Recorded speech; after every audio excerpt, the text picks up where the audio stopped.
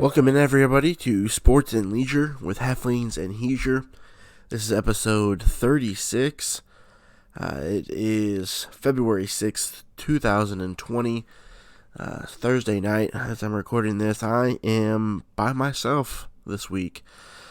Greg and Steven just couldn't make it, so we're going to do the best we can with what we got, and that's me. So hopefully that's okay with everybody, and if not, then, well, next week's a new week, a new episode. So, we're going to get into this after being off last week. Some more scheduling conflicts with all of us. It's tough to get us all time to record, and which kind of sucks because last week was an important week. We missed a bunch of stuff, so it just put a lot of pressure.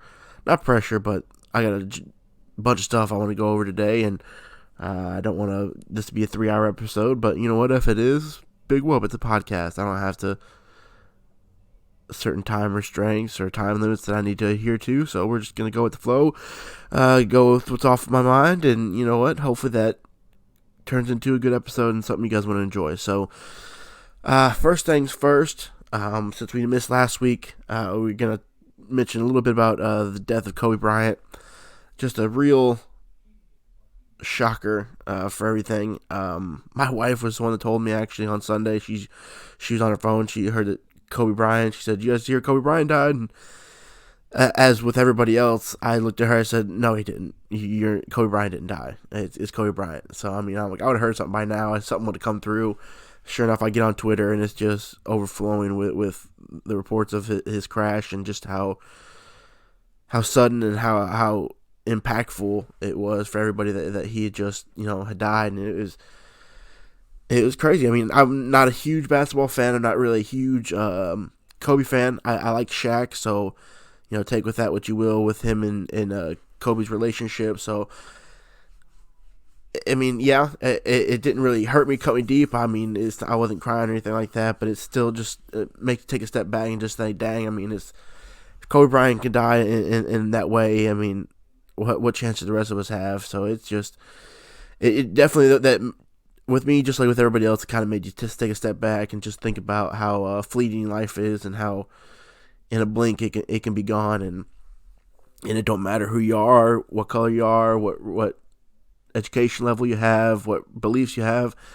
Death comes for us all. I mean, like they say, taxes and death are the only two guarantees in life. So it was tough. It hit my wife pretty hard as well. I mean, somebody that doesn't even watch sports but or really care. She was on the verge of tears.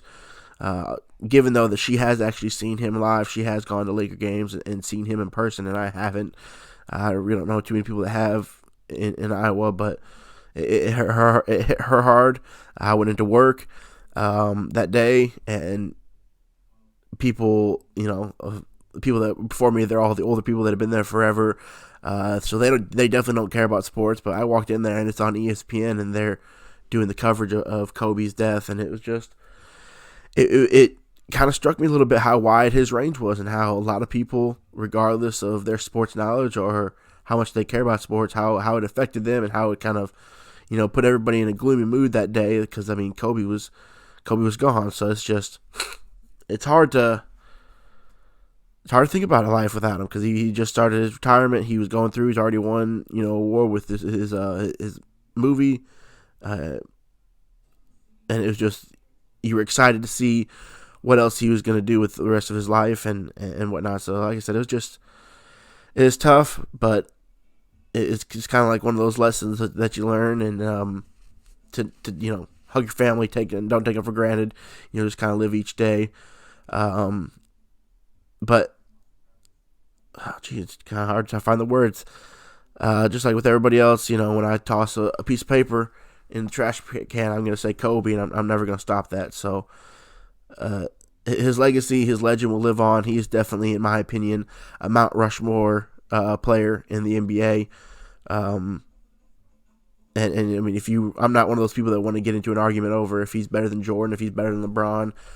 It's apples and oranges, just like it is comparing any other players in any other sports. But what he did for the NBA, he transcended the game. and did a lot in spite of a lot of people that are in the NBA now to play. And like I said, I wasn't aware of it until when he passed away on last Sunday, that just how wide his reach was and how many of people he affected and how people knew him and how many people liked him. Regardless, if you weren't a fan of him, you didn't like the Lakers, or you didn't like him because he was so good. Regardless of that, there's not too many people that just flat out say I hate Kobe and I can't stand him, because it's hard to hate somebody like that who has that drive and that mentality and that will do anything to win and do anything to play. It's hard to hate somebody. You just have to respect them, and if you have to play him, you just kind of shrug your shoulders and hope you do the best. And I mean, if you lose to him, you lost to somebody that deserved to win, because Kobe always had that 110 effort on him and that just drive to win. And it's something that, like I said, everybody had respect for him, and nobody really hated Kobe. So yeah, it's just a tough loss in the sports world and in the world in general, not just the sports world, but in the world in general, because who knows what he could have gone on to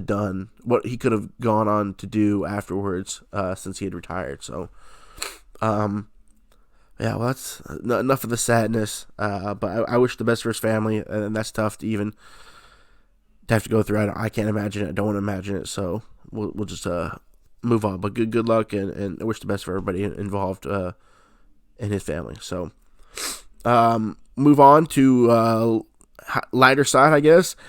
Super Bowl was last Sunday. Super Bowl 54.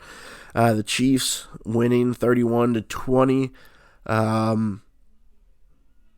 I really wanted to get into this last week and dive deep into it. Couldn't, but we put a poll up on Facebook, and the Facebook spoke, and they were correct. They picked the Chiefs with the majority vote there. I think it was like 58-42, that kind of percentage. That it wasn't a landslide, but it wasn't a close, Bush Kerry numbers. So, was that Kerry or was that Gore? I don't remember who Bush beat at that time for all that. So yeah, so the Facebook group, they did a good job in correctly predicting that. I did get Steven and Greg's predictions along with mine, and I put that up on Facebook as well, and all three of us picked the 49ers, and all three of us were wrong. And I did see somebody commenting on our Facebook, Monica Hodge. She commented the score, and I think she had it like 31-24 Chiefs, so she was 3 points off, and she had the MVP correctly, which, I mean, was a safe pick to say Mahomes, and we'll get more into that about his MVP winning. So congratulations to her on getting 3 points off for the 49ers. That's good. That's tough. Predicting scores in any game, any sport is tough to do, and to get within 3 points on one team, that's pretty remarkable. So congratulations to her. She wins a crisp high five next time I see her. So, back to the Super Bowl. It was a good game. It was a good Super Bowl.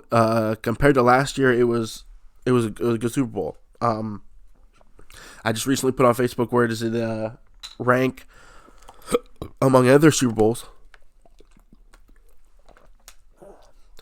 And when I think of great Super Bowls, great Super Bowl games, it's not just who won and who was in it, and it's just the overall gameplay, how the game moved along, and just the twists and the turns and everything like that. And when I think of great Super Bowls, now granted, I'm only 27, 28 years old, so my catalog of Super Bowls that I can remember isn't as long as most people.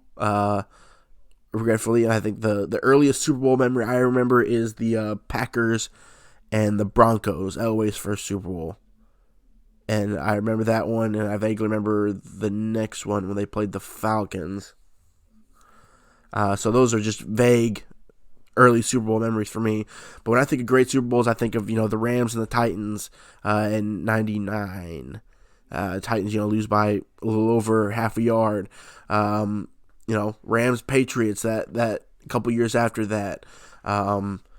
Really pretty much except for last year's Patriot Super Bowl, any Super Bowl the Patriots are in are really good Super Bowl games. I mean, you can hate on Tom Brady and the Patriots and Bill Belichick all you want, but they give us great Super Bowl games and great Super Bowls that we remember for the longest. I mean, just think about any Super Bowl, good ones. The Patriots are probably involved. I mean, when they lost to the Giants those 2 times, those were great Super Bowls. Yeah, they lost, but they were still involved. They gave us a great game. The Malcolm Butler interception with the Seahawks, on the one and running it in, the Patriots involved. That's a great Super Bowl because of that. Their first one with the last second kick against the Rams. The Super Bowl with the Panthers. The game itself probably wasn't remembered. I think the halftime show was more memorable than the game was in that one, but still a memorable Super Bowl nonetheless. The Eagles-Patriots Super Bowl, that was a great game. But like I was saying, when I think of great Super Bowls, those are the ones I think of. So I don't think this last one, the Chiefs and 49ers, ranked above that, but they're maybe a tier below, but they're still better, than the 49ers and the Ravens that Super Bowl about 5-6 years ago, in the blowout, the Broncos and Seahawks, the Ravens and the Giants, way long ago. Last year's Super Bowl, that was a dud. So it was better than those, but I don't think it was as great as the greater ones, the Steelers and the Cardinals 10 years ago. I think it was 2009 when that's just great Super Bowl, just everything that went on. I think that was one of that Steelers and Cardinals, now that I'm on the subject, was, I want to say, in my lifetime, one of the top 3, maybe top Super Bowl ever. It was just a great back and forth. Larry Fitzgerald was on top of his game. The Steelers were kind of in the middle of the Ben Roethlisberger dynasty and just taking names, and they were threatening every year. It seemed like Antonio Brown. No, was he in there? Or was it Santonio Holmes? I don't think it was him. It was Santonio Holmes that had that catch. I don't know. Antonio Brown was there, but Steelers always got a receiver that was in there. Mike Wallace. I think that was who it was.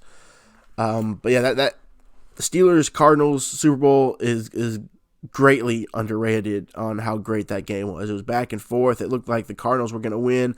I was pulling for the Cardinals. I wanted them to win. I loved Larry Fitzgerald, and it didn't work out. And they had Kurt Warner too. I'm a big Kurt Warner fan. I really wanted the Cardinals to win that Super Bowl, and they didn't.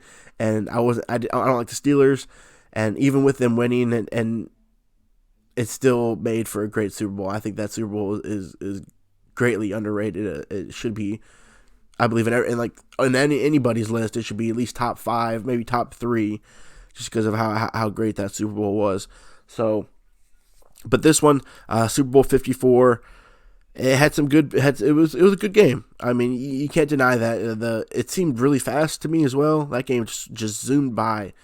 But the 49ers get off. They score first, and the Chiefs kind of score back, but then they rip off 10 points, and it looked like the 49ers, I thought, they were going to win. It looked really good. Going into halftime, I think that pass interference on George Kittle, incorrect in my opinion. I don't think he pushed off. I don't think it was as much of a push off as Kyle Rudolph got in the Vikings game. They didn't call that, but they're going to call this. That was a swing, a big momentum swing in my opinion. Yeah, Kyle Shanahan could have been a little more aggressive because he ran at those first couple of plays. They didn't really. I don't think they thought they were going to get a chance to score points until that happened.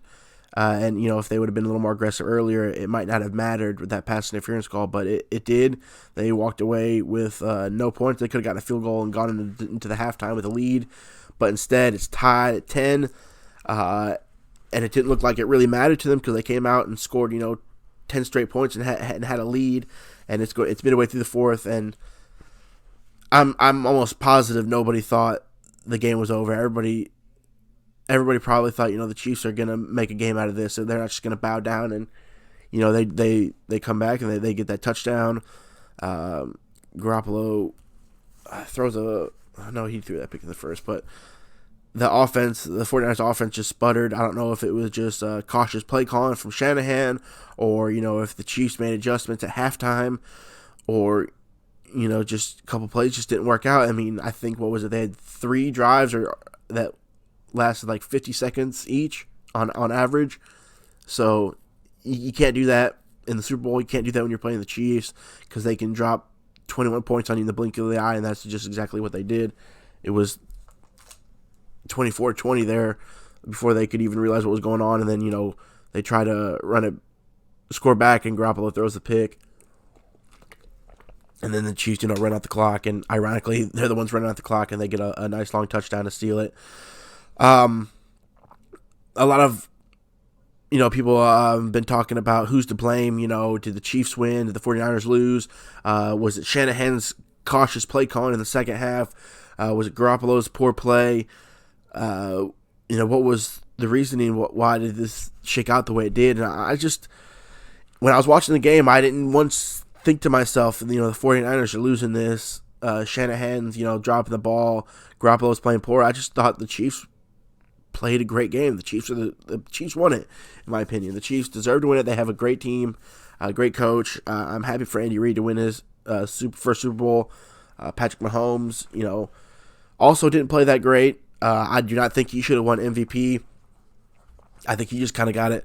Super Bowl MVP, in my opinion, is if there's not a standout, if like a wide receiver doesn't get like 2 or 3 touchdowns, or if a running back doesn't run for like 150 yards with a couple touchdowns, or if a defender doesn't have a pick six, like if there's no standout, like huge standout from any position players, then it kind of defaultly goes to the quarterback of the winning team. And I think that's what happened in this situation. Even though Damian Williams, I think, put up good enough numbers to stand out by himself. I think he finished with 120 some odd yards rushing, and he had 2 touchdowns.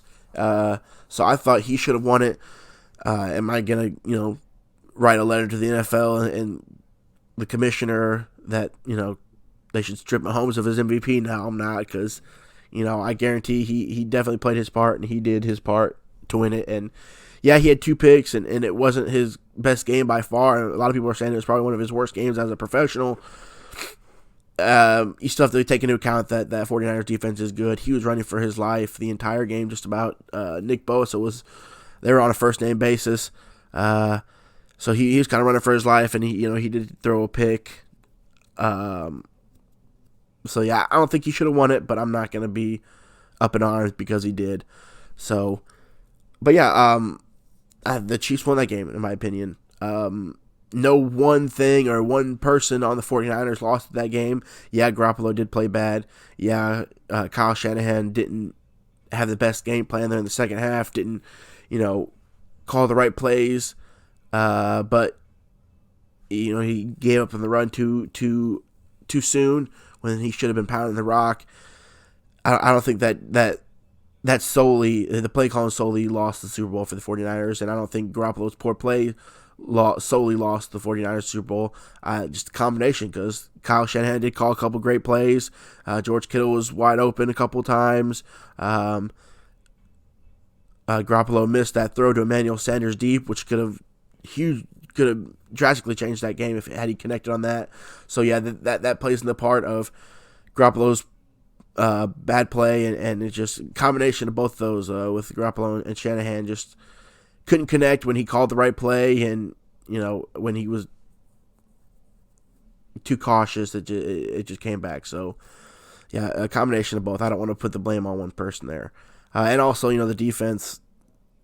I can't blame the defense. I mean, you're playing the Chiefs offense. That's to do what they did, and they did a great job containing Mahomes for 3/4 of a game, more than 3/4 of a game, and just halfway through the fourth quarter, Mahomes just finally got it loose and got it going, and before you knew it, the 49ers were done. So yeah, but I mean, congratulations to the Chiefs, their first Super Bowl in 50 years. Yeah, I'm not ready to crown them, the next Patriots. A lot of people were doing that with, the Rams last year and the Eagles a couple years before then. Yes, they have a great core.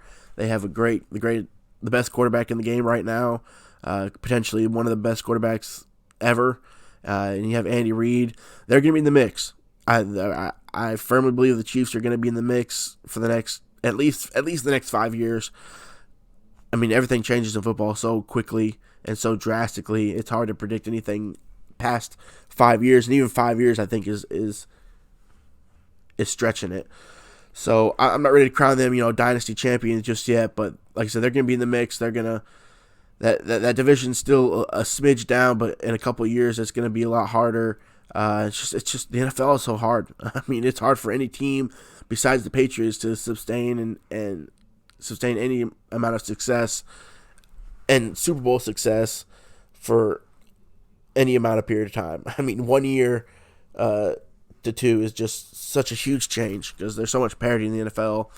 It's hard for any team to do it once, much less, 2 or 3 times in the span of 5 or 6 years, like the Patriots. Patriots are the exception, and I mean, we just all need to realize what we've had in watching the Patriots and their success the last 20 years, and that it's probably not gonna, and no team is gonna come close to that for a very long time, if ever.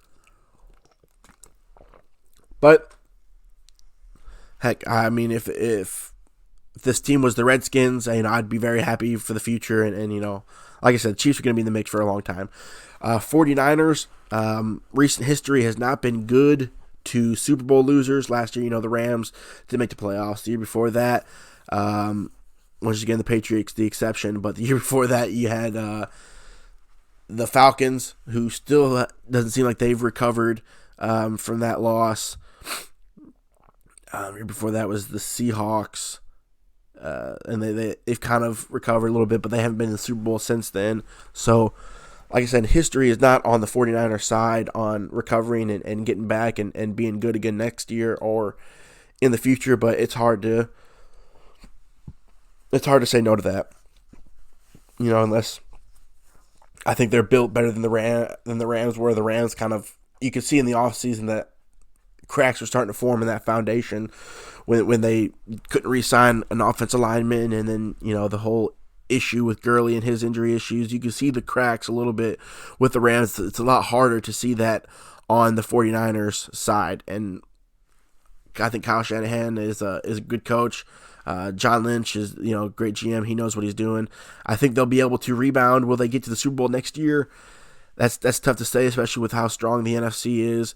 And that division, their division is probably one of, if not the best division. Now, I'm going to go ahead and say it's probably the best division in the NFL last year and probably next year. So, just in that, getting back to the playoffs is going to be tough. A lot harder for them than the Chiefs, I believe, and, getting through the gauntlet of the playoffs. So, but I will say, the Chiefs are still in good hands. I mean, not the Chiefs, the 49ers are in good hands.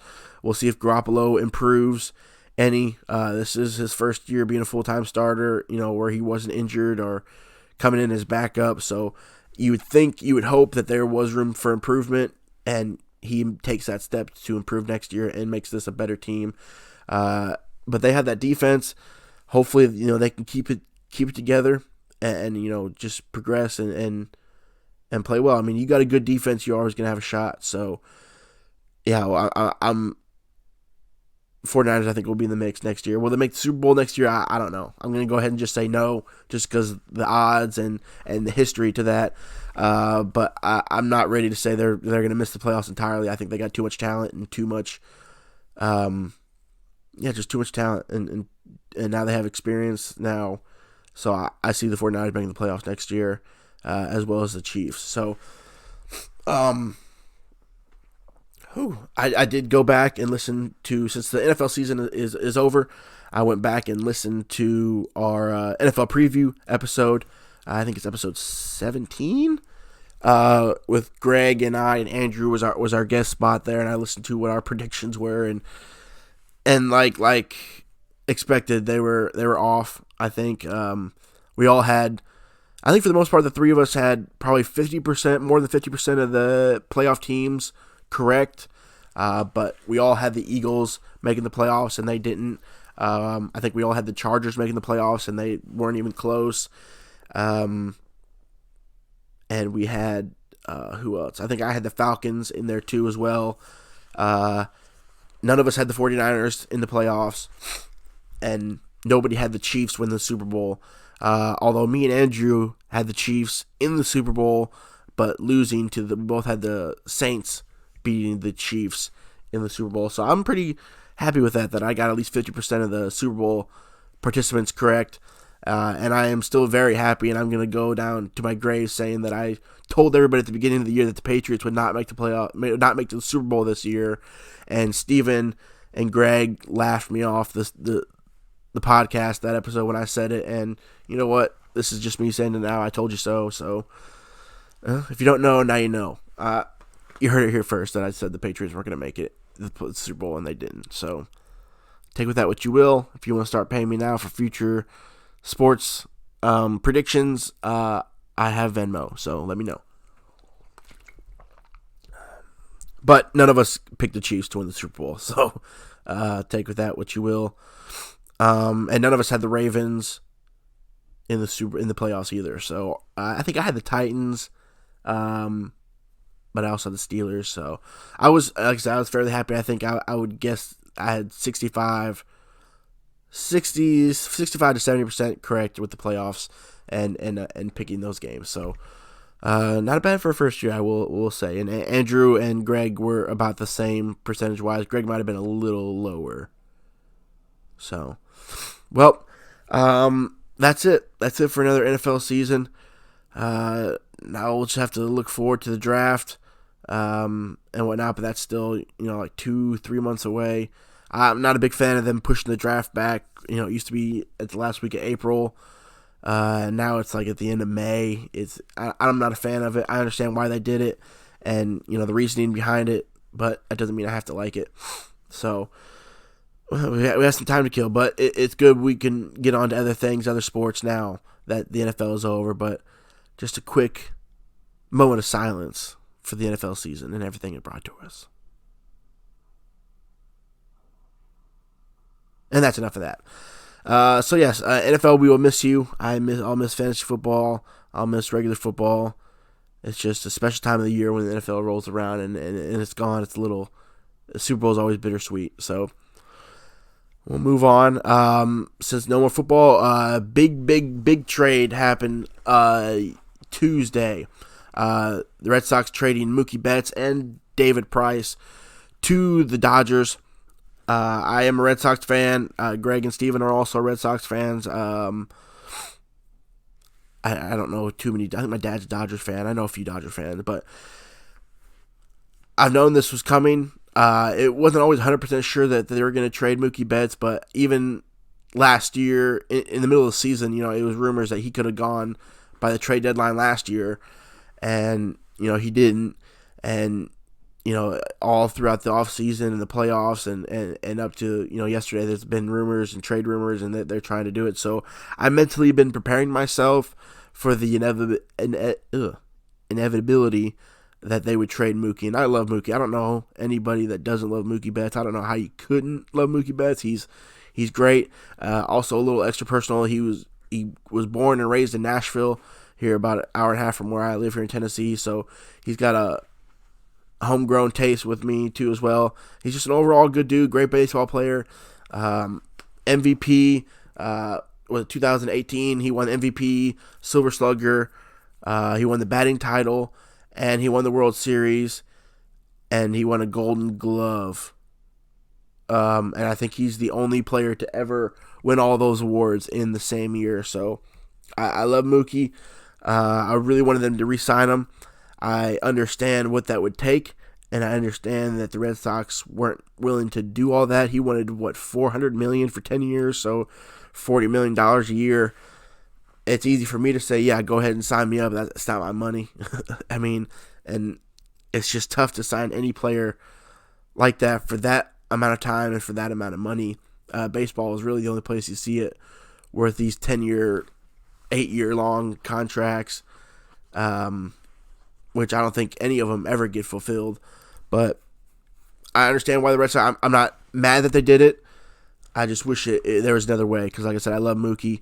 I'm just glad he didn't go to the Yankees. If he would have left and gone to the Yankees, I would have been very, very upset. He wouldn't have been my favorite player anymore. I would have probably trashed him like I trashed Johnny Damon and Jacoby Ellsbury when they jumped ship and committed treason upon the Red Sox.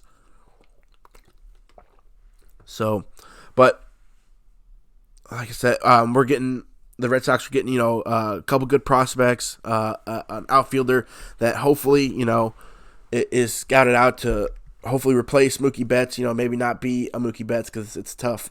There's only about 2 or 3 people, that are in the same conversation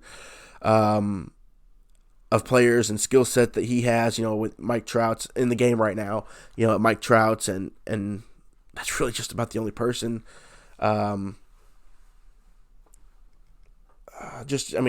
Five-star, 5-tool player, does everything well, and Mike Trout, and I can't think of anybody else right now that can really just be in the same conversation with them as one of the best baseball players in the game right now. But they get a prospect to hopefully replace him in the next couple years, and they get a pitcher from the Twins who throws triple digits, and something that the Red Sox desperately needed. But like I said, I could see why they did it, because the Yankees, as much as it hurts for me to say, they're a better team right now. Even with Mookie, it would be, I don't think they're going to win the division, even with Mookie and with everybody having a good year.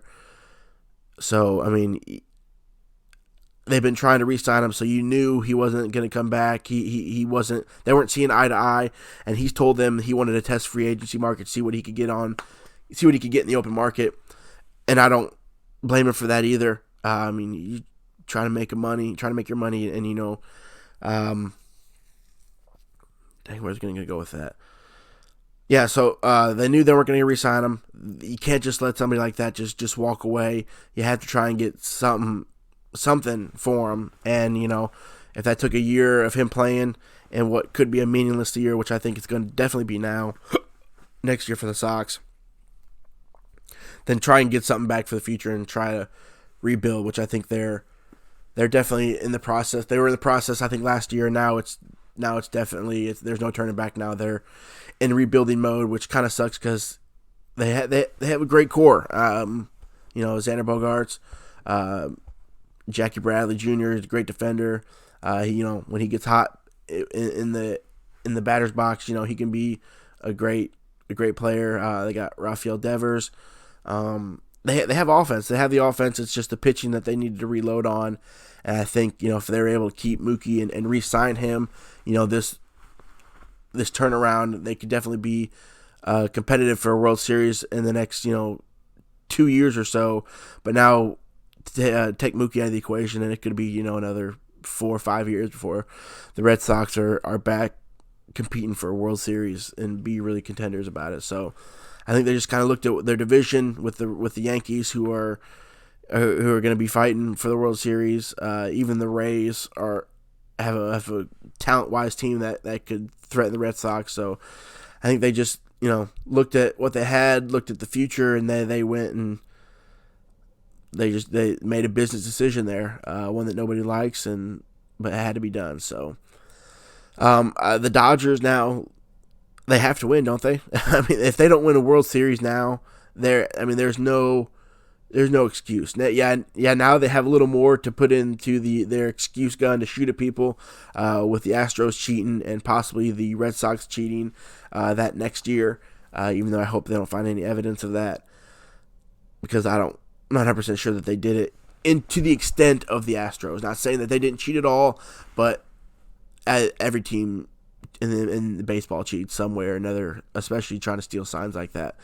So, yeah, the Dodgers now have some more ammunition, but now they don't have any excuse now. They got Mookie Betts. They have David Price, who, isn't his Cy Young, isn't where he was when he won the Cy Young years ago, but he's still, when the Red Sox won in 2018, he was a big part of that. He had pitched some great games there in the postseason, and he can bring that to the Dodgers if he's healthy, So you got those two among with their other. This team was one of the top teams. I think did they have the 1 seed last year?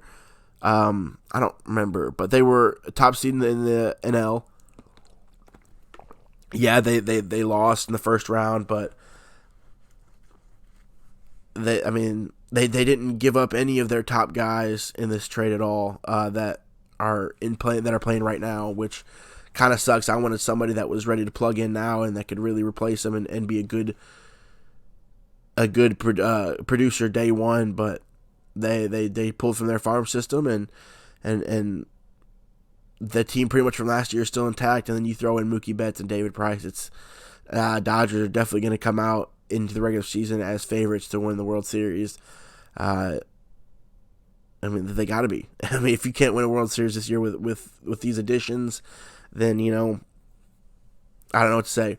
I mean, somebody's got to get fired if that's the case. So, but that baseball season just around the corner. In a couple months it'll be opening day. So we'll see. We'll get more into that though when the time comes. So, like I said, I'm not. Just to recap, not happy about the Mookie Betts trade, but I understand it. I get it. Kind of like the Mahomes MVP. I think there's something better that could have been done, but I'm not gonna lose any sleep because it happened. Because I understand what's going on. So.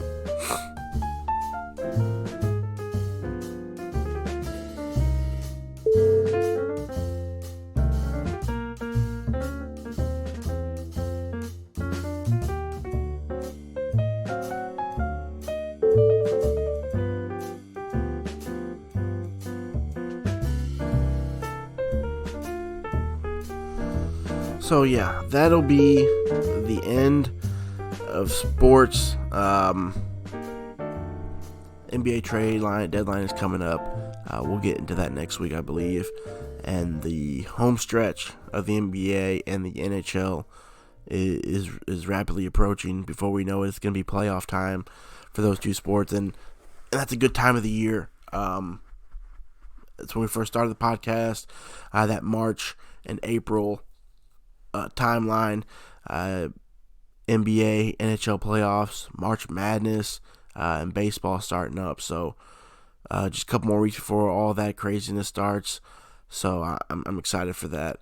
And without football now to take up the majority of these podcast episodes, we're going to get back more into hockey, which the three of us really love. If there's one thing I can do in this podcast, it's to get people to watch more hockey. I think hockey is a great sport to watch. It's a lot more exciting, I think, than the NFL can be. Maybe not exciting. It's just more. There's not as many low points, slow points as there is in the NFL as hockey. Hockey is just continually moving. So I love it. If this podcast gets people to watch hockey more, I think I'll feel accomplished and whatnot. Especially, there was a goalie fight last week. Two goalies met in the middle of the rink and duked it out. I haven't seen that since like the 70s. It was great. It's good television right there. I don't care what you like to watch. Two hockey goalies in their hockey gear duking it out center ice. That's good television. I'd pay pay-per-view to watch that. So I don't know where I was going with that, but hockey's good, and playoffs in the NBA, it's just good time of the year. So, but enough of that, enough sports.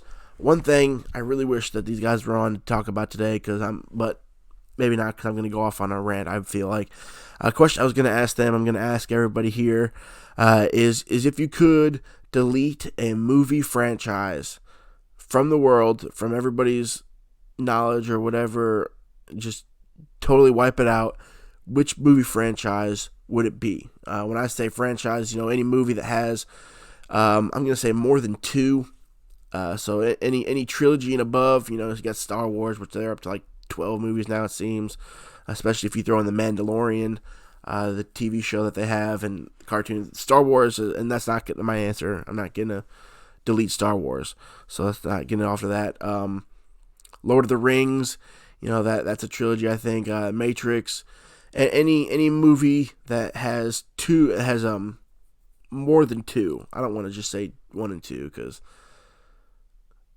now we'll just go ahead. Any movie that has two or more, that make a franchise. If you had the possibility, the ability to delete it completely, which would it be? And mine would be the Fast and the Furious movies. I'm pretty sure I've gone into these before here. I just do not think they're any good. The first one was good. They should have stopped at the first one. The second one was okay. I just think they're redundant. I don't think they're that good. The acting is terrible. Every movie they get 2 or 3 big name actors that can't act. In my opinion, it's The Rock's worst acting performance, and that includes the game plan when he was the Tooth Fairy. Ronda Rousey was awful in her cameo there with Fast and Furious. I mean, Vin Diesel, I can take him or leave him. True, Paul Walker, yeah. I mean, I'll throw in his importance to the movie and his impact on whatever, and that might be the only bad thing about wiping this out, is it takes out some of Paul Walker's discography. But I just never liked any of the Fast and Furiouses. I think they've gone 8 movies way past their prime. They should have stopped them. I just don't think they're any good. It's not my cup of tea. I would delete Fast and the Furious from everybody's mind and the world. So when they come out with I think they have a 9 that's coming out, and people sure enough are going to flock to it and then come out and say it wasn't that good like they've done the last 5 of them. Fast and Furious movies just aren't very good in my opinion. And there's nothing that's really going to change that. I haven't watched, I lied. I watched Tokyo Drift, was probably the last one I watched fully, and then I've seen bits and pieces of 2 or 3 after that. And each one of those I just don't like. I just don't like them. I don't like the concept. I don't like the execution of them. I don't like the plot. I mean, there's only so much you can do with these stories, and they're just getting too far out there, too unrealistic. I mean, you're dropping cars out of helicopters or planes to parachute on there. It's just, yeah, I get it. They're movies. They're supposed to be unrealistic. They're supposed to be, cool and stuff like that. But there's just a certain point that's overkill and, like I said, redundant. And I feel like that's how the Fast and Furious movie franchise is. It's just, it's redundant and it's not fun to watch. I'm sure I'm probably gonna get some blowback from that, but I don't care. I mean, your franchise deletion is probably something that I'd raise my arms up in. But that's why I'm curious. Everybody's got different opinions, and I like to hear your opinions on that, especially when it comes to movies. I love movies. I'm a big movie buff. I am constantly on IMDb. Anytime I watch a movie, just about, I'm scrolling on IMDb to see who this person is and why they look familiar and what else they've been into. So I do love movies, and I am curious on why people like certain movies. I'm curious why people like the Fast and the Furious, because I don't think they're any good, like I've said about 500 times already. So please join in this conversation. I'm going to ask the guys next week what they would choose, but please send us in yours. You can either email us, sportsandleisurepodcast@gmail.com. You can post it on our Facebook wall or send us a message there on Facebook. And while you're there, give us a like and follow us there on Facebook too. We greatly appreciate it. I'm trying to up the activity there, getting more polls in there and just more questions for everybody to answer and kind of have fun with. I was pretty happy with the Super Bowl poll. I thought that had some good results, and you guys were right about it. So you guys answer more polls and more questions like that, and you're going to make us look smart, and you're picking the right thing. So we're going to come to you more often. You can also send us a tweet on Twitter there at Sports and Leisure Podcast. We'd appreciate it there. Or you can leave a comment down below on iTunes, on the podcast app. And while you're there, give us a 5-star review as well. It would be greatly appreciated from all of us. The more comments we get, the more 5-star reviews you get, the more it puts the podcast out there. So, like I said, like us on Facebook, do all that, follow us, give us a good review, 5-star rating on that. And like I said, tell us what movie franchise you would like to just wipe out and delete completely, and tell me why, because I'm curious and I want to know. I think it's not many people are going to have the same answers. I'd be shocked if one movie franchise was mentioned 2 or 3 times, just because there are a lot of options to take. Like I said, The Matrix is one of them. Not for me. I'm not going to do that one. If I had to pick besides Fast and the Furious, I'd go with Lord of the Rings. That's just not my cup of tea either. Lord of the Rings, those 3 movies are with the length of them, it really boils down to about almost 4. So I can see why people would pick that one. Or you have, the Oceans trilogy. You want to throw that one out there. Like I said, a lot of options, and I'm curious to see what people would say. So please send us in your take on that, and I'll mention you in the next week's episode. So hope you guys all tune in next week to hear that. I appreciate you tuning in this week and listening to me droll on and rant on about the topics that we've missed these last couple weeks. But regardless, I hope you enjoyed it. I hope I got you to at least nodding with me or yelling at me or doing something, interacting with me, either in the car on your way to work or on your way home, or just while you're listening, cleaning up the house. Either way, I hope I'm getting you interacting with me and stuff like that, because this is what this is all about, people interacting with each other and getting their thoughts and opinions on things. And that's a good thing about these podcasts. That's why I love to do this, and I hope it keeps growing. So that's it. Like I said, thanks for joining. Tune in next week, episode 37. I hope you guys have a great week. Get that mama mentality going this week. Make sure you hug your family, and you're a little more outgoing. Just be loving to everybody and be happy around everybody a little more. Because like I said, this life is short and you don't know when it's gonna be taken. So make sure you make the best of it. And I'm glad you're making the best of it by listening to us. So have a good week, and we will talk to you later. Bye-bye. And leisure heflings, and leisure sports, and leisure heflings, and leisure sports, and leisure with heflings, and leisure sports, and leisure heflings, and leisure sports, and leisure heflings, and leisure. This is sports and leisure with heflings and leisure.